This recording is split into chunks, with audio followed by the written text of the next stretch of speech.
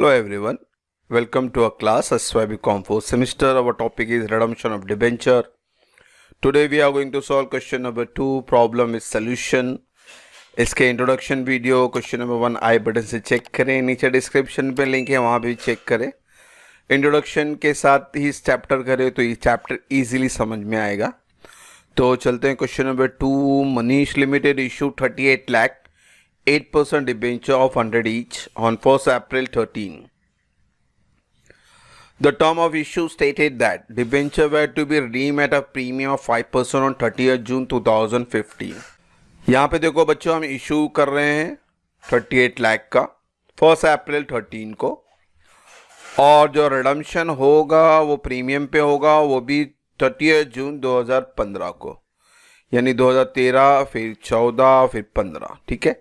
The company decided to transfer out of profit 5,50,000 to debenture redemption reserve on 31st March 14. यानी पहले साल उन्होंने 5,50,000 का DRR में ट्रांसफ़र किया हुआ है. फिर 4,31st March 2015.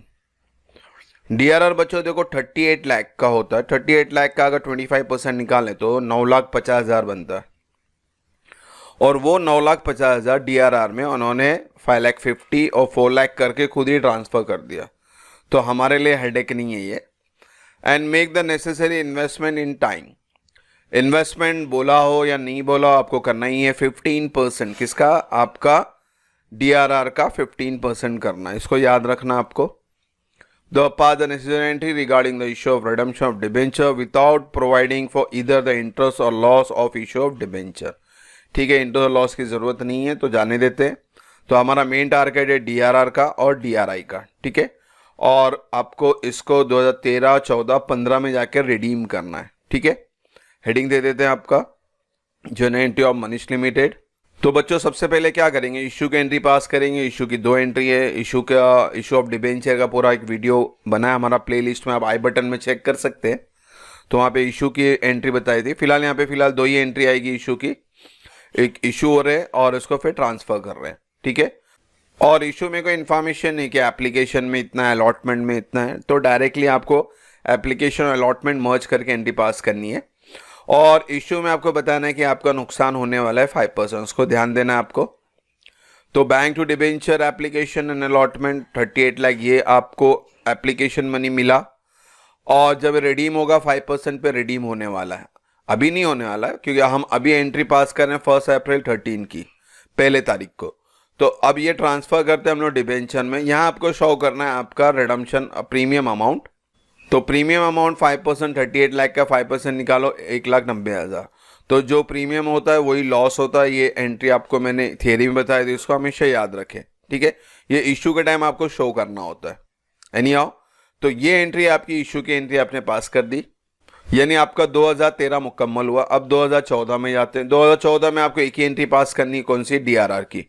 वो भी अमाउंट दिया हुआ है 5,50,000. हेडेक नहीं है हमारा. तो 2014 में आप अपनी एंट्री पास करेंगे, और DRR last date of the year तो 31 मार्च P&L टू DRR 5,50,000. ये दिया हुआ है क्वेश्चन में, हेडेक नहीं लेना इसका. तो 2014 में और कोई है ही तो नहीं, क्योंकि ये अगर इंस्टॉलमेंट में रिडम्पशन होता तो आपको पार्ट करना पड़ता. यहाँ पे फिलहाल आपको हर साल का DRR की एंट्री सिर्फ पास करनी है और बंद करना है. तो 2014 हो गया. अब 2015 में भी DRR है 4 लाख का, वो एंट्री पास करते, सेम एंट्री रहेगी P&L to DRR 2015 31 March. Amount figure 4 lakh figure आपको दिया है. DRR का हेडेक नहीं है आपको. अब हम लोग साल मुकम्मल हुआ 2015 31 मार्च. अब हम 30 जून 2015, इसके बाद डेट वही आता है, यानी आपको रिडम्पशन आने वाला है. और रिडम्पशन आने से पहले आपको DRI मेंटेन करना होता है 1 साल पहले. थियरी में बताया था मैंने आपको, क्वेश्चन नंबर 1 और थियरी में आप देखें, आई बटन में चेक करें 1 और थियरी. उसमें आपको क्लियर बताया था कि जब भी DRI होता है, DRI आपको जिस साल रिडम्पशन होता है उसके 1 साल पहले से मेंटेन करना होता है. और उसका डेट फिक्स है 30 अप्रैल, 30 अप्रैल डेट फिक्स है. यहाँ कहीं लिखा नहीं है, वो आपको थियरी में समझ में आएगा. तो DRI आपको हमेशा 30 अप्रैल को करना है. रिडम्पशन का जो साल है उसके जस्ट पहले. तो रिडम्पशन का साल है 30 जून 2015, यानी इसके जस्ट पहले आएगा अप्रैल 2015. और DRI मैंने क्या बोला था? 15%. आपको किस पे निकालना है? 15% आपका 38 लाख का. तो 38 लाख का 15% आप निकाले तो इट कम्स टू 5,70,000। तो ये DRI आपने मेंटेन कर दिया, मेड कर दिया, ठीक है। अब आपका ये साल मुकम्मल हुआ, अब आप चले जाएंगे रिडम्पशन के डेट पे। और जब भी रिडम्पशन स्टार्ट होता है हमेशा आपको सबसे पहले DRI को एनकैश करना होता है। तो सबसे पहले आप DRI को एनकैश करेंगे, बैंक टू DRI। ये एंट्री हमेशा याद रखे बच्चों, DRI पहला मेड होगा फिर एनकैश होगा, ठीक है। तो आपने रिडम्पशन करते समय, जिस साल रिडम्पशन होता है उस साल सबसे पहले आप DRI को एनकैश करते हो। अब आप पेमेंट बता रहे हो कि आप पेमेंट करने वाले हो 30 जून को, क्या पेमेंट करने वाले हो, 38 lakh with premium, with premium. अब यहाँ पे प्रीमियम पेमेंट करने वाले, तो यहाँ पे हमारे लिए एक्सपेंस है, तो यहाँ प्रीमियम क्या बताना, आपको डेबिट में बताना है। तो जो प्रीमियम आपने पहले इनिशियल इंफॉर्मेशन दिया था 1,90,000 का, क्रेडिट में था, अब आप इसको यहाँ बताएंगे कि भाई अभी ये डेबिट हो रहा है। तो debenture to premium to debenture holder, ठीक है। डिबेंचर रिडम्पशन प्रीमियम आपका डेबिट हो गया, डिबेंचर होल्डर क्रेडिट हो गया। अगर ये प्रीमियम नहीं होता, पार पे होता, तो आप डिबेंचर टू डिबेंचर होल्डर ही पास करते। प्रीमियम वर्ड आता है तो आप प्रीमियम डेबिट पे पास करोगे, याद रखना, ठीक है। यहाँ पे इंफॉर्मेशन ऑलरेडी है, कभी कभी ये इशू का इंफॉर्मेशन नहीं होता, ऑलरेडी इशूड रहता है, तो आपको ये एंट्री पास नहीं गई। ये समय इशूड वर्ड था तो हमने ये 2 एंट्री पास की, एनी हाउ। तो आपको पता चल गया है कि भाई आपको डिबेंचर होल्डर को 39,90,000 देना है। तो अब इसकी पेमेंट की एंट्री पास करते, पेज यहाँ खत्म हो गया, नेक्स्ट पेज पे जाते हैं।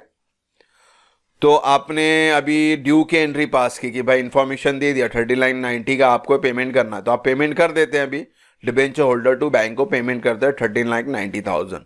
तो यहाँ पे आपकी एंट्री पूरी मुकम्मल हुई। और जब सम खत्म करते हो तो बच्चों हमेशा DRR को जनरल रिजर्व में ट्रांसफर करना है, तब जाके आपका सम खत्म होता है। अब यहाँ पे आपको DRR बच्चों 2 था, देखो, एक 5.5 लाख का और एक 4 लाख का, यानी टोटल DRR कितने का हुआ, 9,50,000 का। तो DRR to general reserve last date में रहेगा 9,50,000। 2 DRR तो 2, 3 होगा तो 3, 4 होगा तो 4, सारे DRR को प्लस करके लास्ट में शो करना है, इसको हमेशा याद रखना। तो इस तरह से क्वेश्चन नंबर 2 भी हमने मुकम्मल किया। होप सो यहाँ तो कोई डाउट नहीं है। इंशाल्लाह नेक्स्ट वीडियो नेक्स्ट क्वेश्चन के साथ मिलेंगे जल्दी। Thank you for watching the video. God bless you.